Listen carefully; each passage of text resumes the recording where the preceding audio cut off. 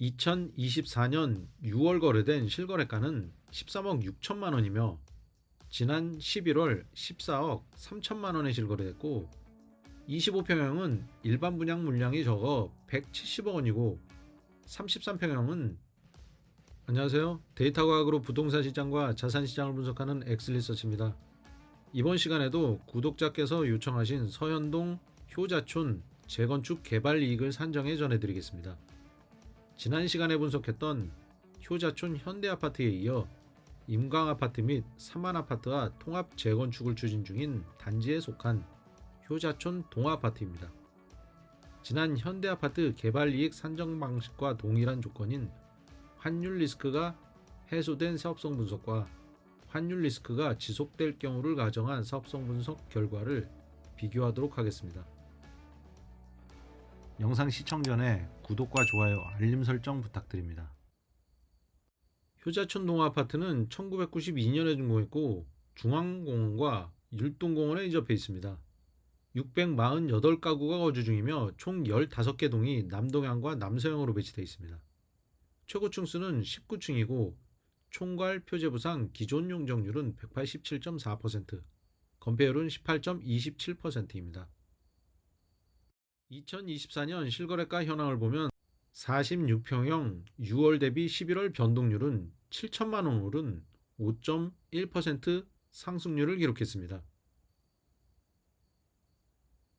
2021년 9월 실거래 최고가는 15억 5천만 원이었습니다. 2024년 6월 거래된 실거래가는 13억 6천만 원이며 지난 11월 14억 3천만 원에 실거래됐고 6월 대비 5.1% 올랐습니다. 또한 12월 한국부동산원 시세는 하한가 13억 8천만 원에서 상한가 16억 원으로 집계됐습니다. 지난 시간 현대아파트와 마찬가지로 동일한 조건으로 개발 이익을 분석했습니다. 환율 리스크에 따른 옵션 분석이 필요한 이유는 고환율이 지속돼 원화 가치가 하락하면 외환 보유고가 줄어들고 그에 따라 총 통화량도 감소해 유동성이 줄어들어 자산 시장에 유입되는 투자 자금이 급격히 축소되며 부동산 시장이 침체되기 때문입니다. 분석 목차입니다. 1. 특별정비 예정구역 계획안과 정비 추진 일정. 2. 구역별 개발 밀도. 3. 사업성 분석 전제 조건. 4. 개발 이익률 추정 산식. 5. 공사비를 포함한 총사업비. 6. 종전 자산가격 추정액. 7. 종후 자산가격 추정 합계액입니다. 그리고 8. 분양수입 추정 합계액과 9. 조합원 부담 총액 및 환급 총액입니다. 특별정비 예정구역으로 지정된 성남시 노후계획도시 아파트의 기준 용적률은 326%를 적용합니다. 아파트 이외에 연립주택과 단독주택 용적률은 각각 250%입니다. 정비 추진 일정은 선도지구 미선정 단지일 경우 내년부터 정비계획안 제출 순으로 진행됩니다. 효자촌 동아아파트가 빠르게 다른 3개 단지와 통합 재건축이 원활하게 진행될 경우 2단지 지구 사업 시행에 포함돼 2026년부터 시작하게 됩니다. 동아아파트의 기존 용적률은 187.4%입니다. 노후계획도시 기본계획안에서 제시하는 기준 용적률 326% 이하를 적용해 계획한 사업성 분석 용적률은 325.8%입니다.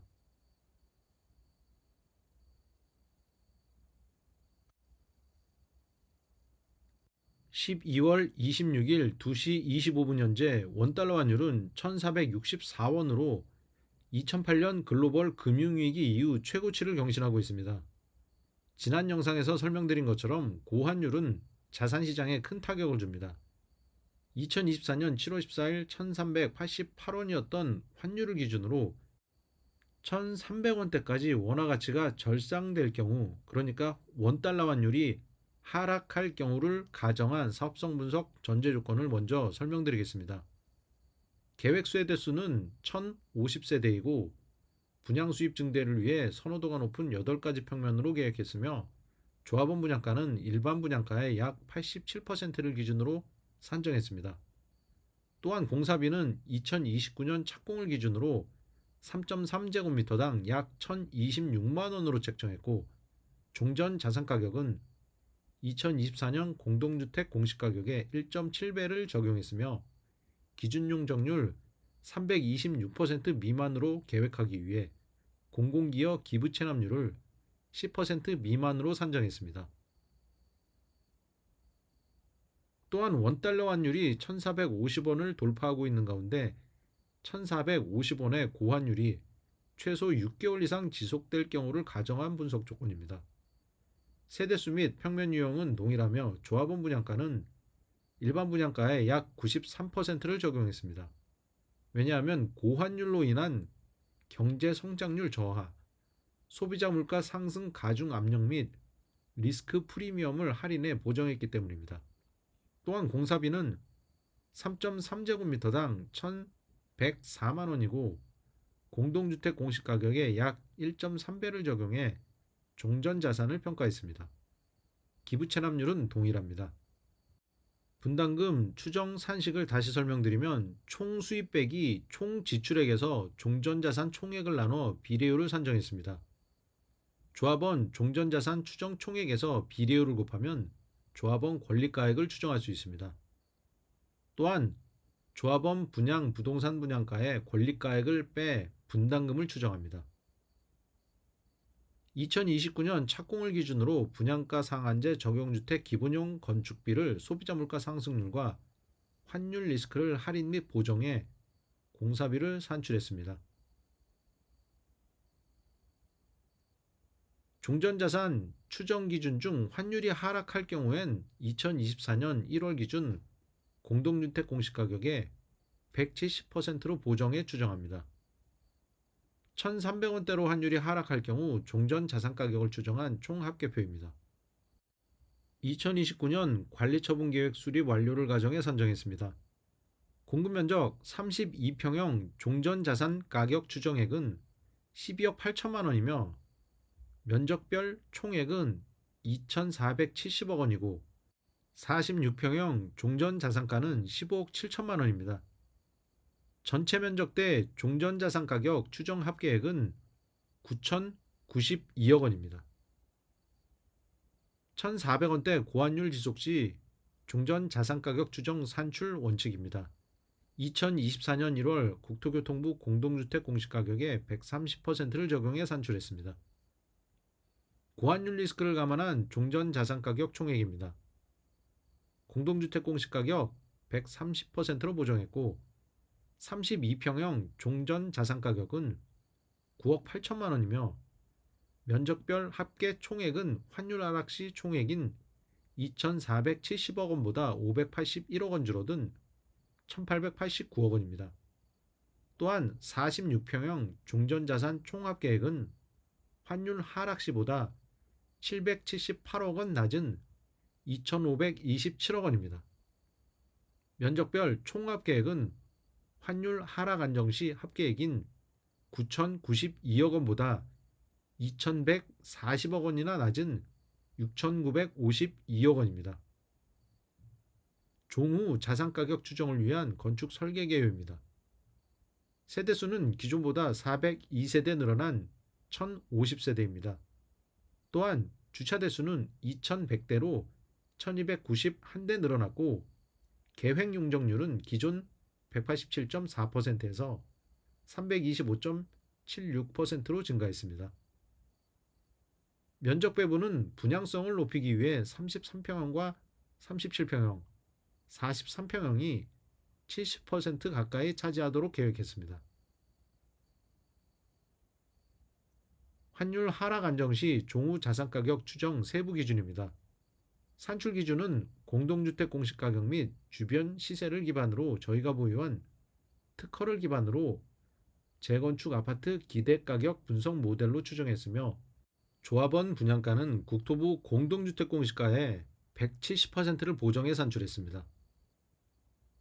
환율 하락 안정 시 종후 자산가격 합계액 집계표입니다. 30에서 40대 선호도가 높은 확장형 평면인 25평형 및 33평형 분양가 총액은 각각 738억 원과 3,039억 원입니다. 또한 조합원 분양가 종후 자산가 총액은 1조 673억 원으로 집계됐습니다. 환율 하락 안정 시 일반 분양가 총액입니다. 25평형은 일반 분양 물량이 적어 170억 원이고 33평형은 3,363억 원으로 가장 큰 비중을 차지합니다. 또한 일반 분양가 총 합계액은 7,894억 원입니다. 1,400원대 고환율 지속 시 종후 자산가격 추정 산출 기준은 환율 및 달러 인덱스를 기반으로 재건축 아파트 기대가격 분석 모델을 활용해 2024년 1월 국토부 공동주택 공시가격을 130%로 보정해 적용했습니다. 고환율 지속 시 조합원 분양가 추정 총합계획입니다. 25평형 조합원 분양가 총액은 523억 원으로 환율 하락 안정 시 대비 215억 원 줄어들었고 33평형은 3,039억 원에서 885억 원 줄어든 2,154억 원입니다. 또한 조합원 분양가 추정 총합계획은 1조 673억 원보다 3,111억 원 줄어든 7,562억 원입니다. 고환율 지속 시 종후 자산가격 일반 분양가 총액 집계표입니다.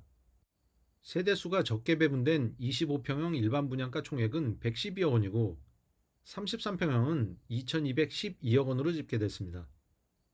또한 일반 분양가 총 합계액은 환율 하락 안정 시 합계액인 7,894억 원보다 2,701억 원 줄어든 5,193억 원입니다. 공공기여 방식은 이전과 동일합니다.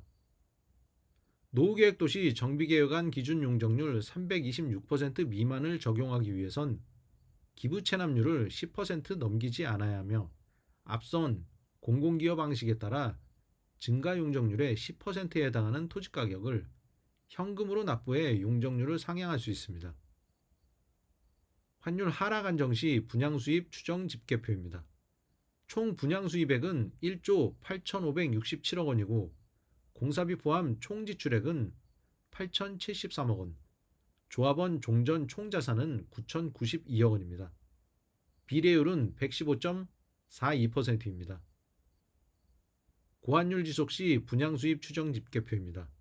환율 하락 안정 시 총수입액인 1조 8,567억 원에서 무려 5,811억 원 줄어든 1조 2,756억 원이 총 분양수입입니다. 그러나 총 지출액은 8,073억 원에서 875억 원 늘어난 8,948억 원이며 조합원 총자산 또한 9,092억 원에서 대폭 줄어든 6,952억 원으로 집계돼 분양수입은 줄고 지출액은 늘어나는 전형적인 손실사업장이 될 가능성이 높으며 비례율 역시 54.77%로 대폭 축소됐습니다. 환율 하락 안정 시 추정 비례율은 일반 분양 세대수가 402가구 증가했음에도 불구하고 115.42%로 낮은 편입니다.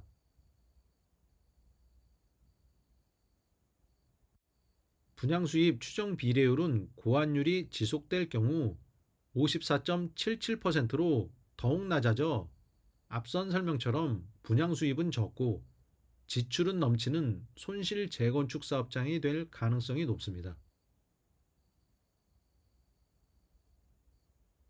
환율 하락 안정 시 조합원 추가 분담금 및 분양가 합계액입니다. 환율이 안정됨에도 불구하고 조합원 평균 분담금은 약 1억 9,400만 원으로 집계됐습니다. 뒤에 설명드리겠지만 326% 용적률을 기준으로 일반 분양 세대수가 턱없이 부족하기 때문입니다. 다만 조합원이 보유 면적대보다 작은 면적대를 분양받을 경우엔 환급을 받을 수 있는데 비례율 115.42%를 반영한 권리가액을 보면 32평형 보유자가 25평형으로 분양받을 경우 약 2억 5천만 원을 환급받게 됩니다. 또한 37평형 보유자는 25평형 분양 시 3억 3천만 원을 환급받을 수 있습니다.